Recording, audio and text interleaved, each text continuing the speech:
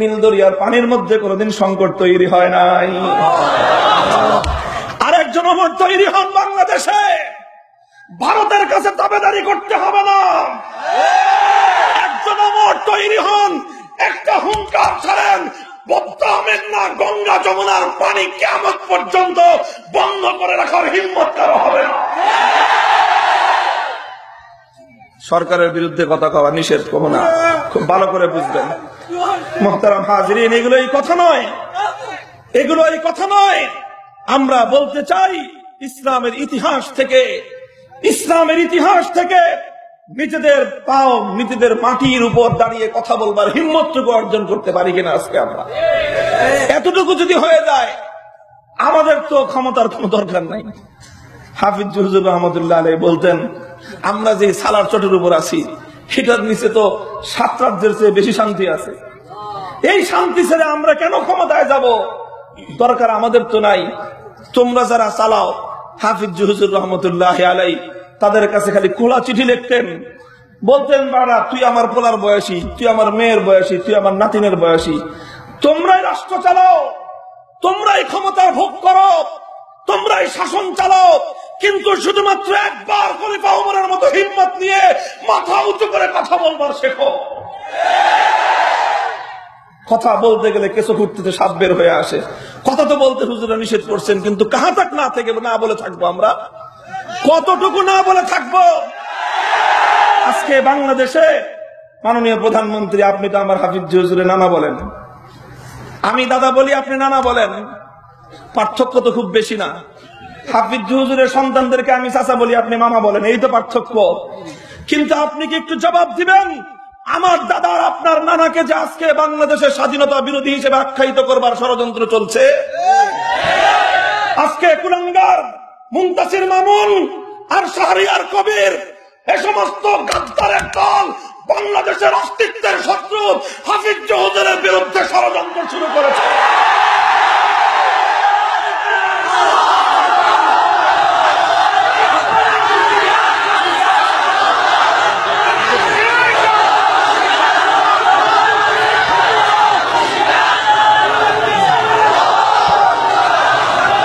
বাংলাদেশের মুক্তিযুদ্ধের ইতিহাস কিছু পড়াশোনা আমরাও করেছি। বাংলাদেশের মুক্তিযুদ্ধের সময়কালীন হাফিজ হুজুর রহমতুল্লাহ আলাইহির বাণী, তার বক্তব্য আজও পর্যন্ত ইতিহাসের কিংবদন্তি হয়ে আছে। হাফিজ হুজুর বলেছিলেন, বাংলাদেশের 1971-এর মুক্তিযুদ্ধ জালিমের বিরুদ্ধে মজলুমের লড়াই।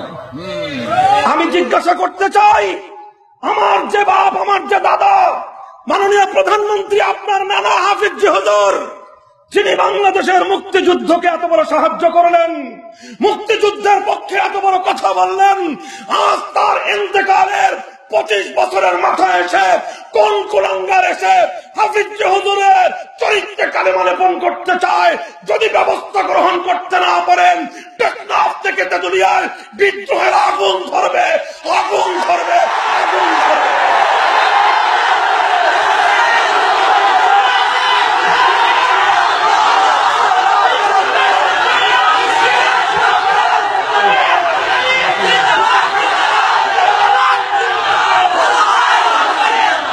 মুহতারাম হাজরিন, আমরা বঙ্গবন্ধুকে শ্রদ্ধা করি, আমরা স্বাধীনতার স্থপতি বঙ্গবন্ধুকে সম্মান জানাই। আমরা বিশ্বাস করি যারা বঙ্গবন্ধুর দল করেন তাদের কাছে অন্তত তিনি অত্যন্ত মহান সম্মানিত আসনে অধিষ্ঠিত। তার অমর্যাদা আপনারা বরদাস্ত করতে পারেন না। যারা বিএনপি করেন তারা মরহুম প্রেসিডেন্ট জিয়াউর রহমানের কোন ধরনের অবমাননা সহ্য করতে পারেন না। আমরা আপনাদের এই হৃদয়ের দুর্বলতার জায়গাটাকে শ্রদ্ধা জানাই, এজন্য আমরা এদেরকে নিয়ে কখনো টানাহেচড়া করি না। কিন্তু মনে রাখবেন, আপনাদের কাছে বঙ্গবন্ধুর যে আসন, আপনাদের কাছে জিয়াউর রহমানের যে আসন, আমাদের বুকের মধ্যে হাফিজ হুজুরের জন্য তার চেয়ে কিঞ্চিত কম পরিমাণ আসন। কাজেই বাংলাদেশে হাফিজ হুজুরকে অপমান করবার নাম, হাফিজ হুজুরকে নিয়ে কোন ধরনের ছিনিমিনি খেলবার পরিণাম ভালো হওয়ার কোনো কারণ নাই, কোনো কারণ নাই। যদি দেশটাকে অশান্ত করতে না চান, যেই কুলাঙ্গাররা হাফিজ হুজুরের বিরুদ্ধে ষড়যন্ত্র শুরু করেছে, ওদের বিরুদ্ধে ব্যবস্থা গ্রহণ করেন। রাষ্ট্র যদি ব্যর্থ হয় আমরা ওদের বিচার করব, যেখানে পাবো সেখান থেকে ওদের বিচার করব।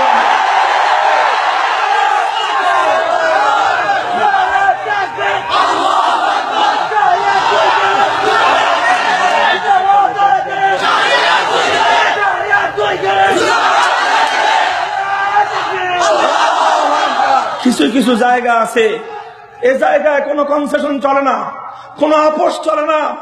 বঙ্গবন্ধুর ব্যাপারে আপনারা আপোষ করেন না। হাফিজ হুজুর বাংলাদেশের স্বাধীনতা উত্তরকালে ইসলামী আন্দোলনের রূপকার। হাফিজ হুজুর আমাদের পূর্বপুরুষ। হাফিজ হুজুর তো সেই মানুষ যার কোল থেকে জন্ম নিয়েছে শাইখুল হাদিস। হাফিজ হুজুর তো সেই মানুষ যার ঘর থেকে জন্ম নিয়েছে মুফতি আমিনী। হাফিজ হুজুর তো সেই মানুষ যার খানকা থেকে জন্ম নিয়েছে পীর সৈয়দ ফজলুল করিম চরমনাই। হাফিজ হুজুর তো সেই মানুষ যার কাছ থেকে জন্ম নিয়েছে দেশের হাজারো আলেম ওলামা। কথা ঠিক না বেঠিক?